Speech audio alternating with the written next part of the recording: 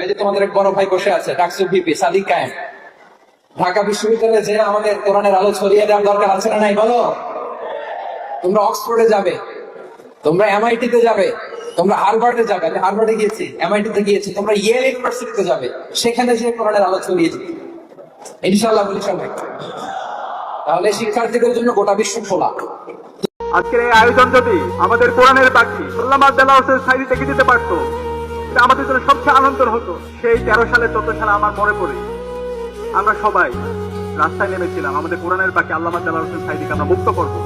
উনি হাসিনা এবং তার দোসররা আল্লামা দেলাওয়ার হোসেন সাঈদীকে মিথ্যা অভিযোগ দিয়ে এবং শহীদ নেতৃবৃন্দকে মিথ্যা অভিযোগ দিয়ে যে বিচারিক হত্যাকাণ্ড করছিল, সেই বিচারিক হত্যাকাণ্ড আমরা বন্ধ করব। আল্লামা দেলাওয়ার হোসেন সাঈদী যে আধিপত্যবাদের বিরুদ্ধে, যে আগ্রাসনের বিরুদ্ধে, যে ইনসাফের পক্ষে কথা বলেছেন, আজকের পুরো প্রজন্ম সেই ইনসাফের পক্ষে কথা বলছে। আজকের পুরো প্রজন্ম সেই ইনসাফের আহ্বান সবাইকে করছে।